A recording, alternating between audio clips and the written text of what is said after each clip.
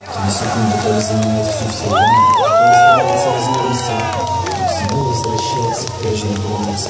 И вот ты уже в зале перехода, в стылом месте, где нет ни стен, ни потолка, просто безграничный мрак, освещаемый лишь факелом. И где-то далеко впереди возвращается мрачный потолок Санторони.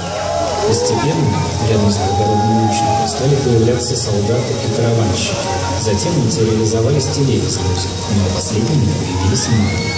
Первая часть перехода была завершена. Командиру хотелось быстрее пройти через второй портал и оказаться с настоящим грузом.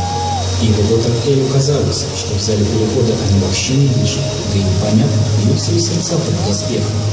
Маги подошли к вратам Санторони и начали произносить тайные слова.